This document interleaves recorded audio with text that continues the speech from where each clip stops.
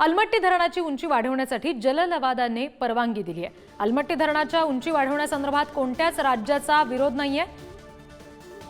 केंद्रीय जलशक्ती मंत्रालयाचं संसदेमध्ये उत्तर हे खासदार विशाल पाटील यांनी दिलेलं आहे आणि अलमट्टी धरणाची उंची वाढवली जाऊ नये यासाठी फेरविचार केला जावा अशी मागणी सुद्धा करण्यात आली। तारांकित प्रश्नाद्वारे लोकसभेमध्ये ही मागणी करण्यात आलेली होती। याच प्रश्नाचं उत्तर केंद्रीय जलशक्ती मंत्री CR पाटील यांच्या सहीने देण्यात आलेलं आहे।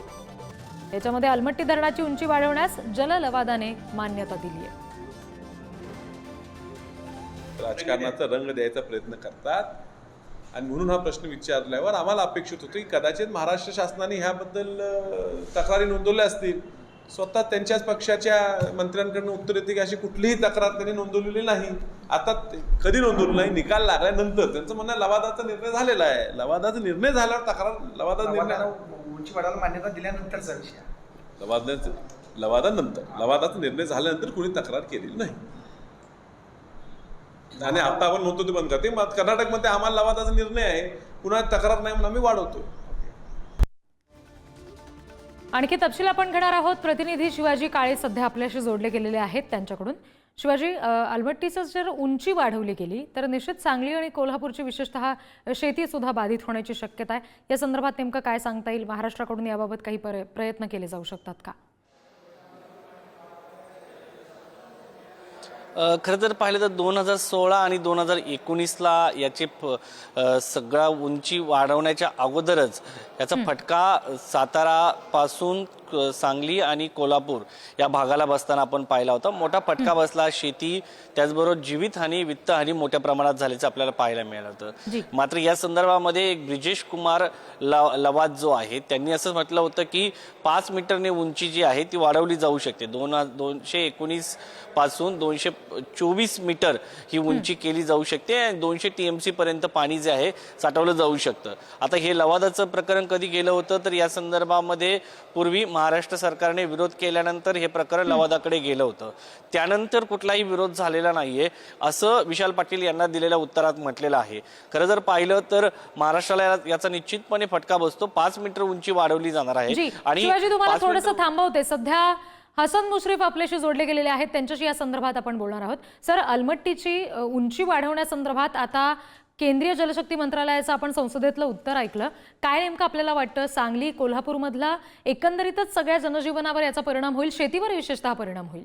नाही, या जी केंद्रीय जी पाणी वाटपाची जी समिती आहे त्याने अलमट्टीला उंची वाढवण्याचा निर्णय घेतलेला होता। त्याच वेळेला आम्ही देशाचे गृहमंत्री अमित शहा साहेबांना भेटून दोन्ही राज्याच्या मुख्यमंत्र्यांची महाराष्ट्र सीमा कर्नाटक प्रश्न आणि अलमट्टीच्या उंचीबाबत चर्चा केलेली होती। आता जे उत्तर आज संसदेत दिलेलं लेखी उत्तर जे प्रसिद्ध झालेलं आहे त्यामध्ये ही वस्तुस्थिती आहे की त्याने अलमट्टीची उंची 5.5 मीटर वाढण्याची परवानगी दिलेली आहे।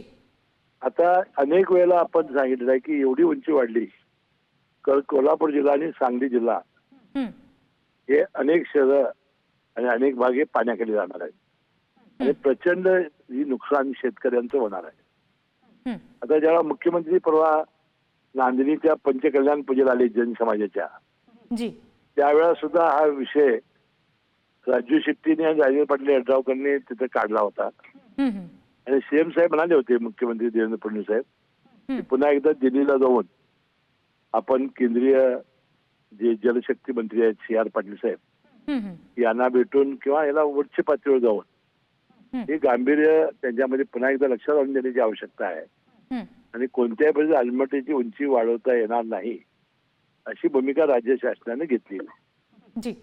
मुश्रीफ, यानंतर आमचे प्रतिनिधी शिवाजी काळे तुमच्याशी बोलतील, त्यांना तुम्हाला प्रश्न विचारायचा आहे। शिवाजी. मुश्रीफजी, या सगळ्या प्रकरणामध्ये ज्या पद्धतीने तुम्ही जे ओरली संभाषण सांगताय, देश हा कागदावरती जे काही पत्रव्यवहार होतो त्याच्यावरती चालतो, या संदर्भात राज्य सरकारने काही अशा पद्धतीचा कर्नाटक सरकारबरोबर किंवा केंद्र सरकारबरोबर किंवा जो लवाद नेमण्यात आला होता ब्रिजेश कुमार यांच्या अध्यक्षतेखाली त्या समितीशी काही संवाद केलेला आहे का अशा पद्धतीने? कारण जे काही असेल, समजा हे पुन्हा प्रकरण जर कोर्टात गेलं तर त्या ठिकाणी तुमचा पत्रव्यवहार दिसणार आहे, तुम्ही कोणत्या नेत्यांच्या गाठीभेटी घेतल्यात याला महत्त्व नसेल. आता हा विभाग सगळा जलसंपदा विभागाकडून याची संपूर्णपणे कागदोपत्रांची हे होते.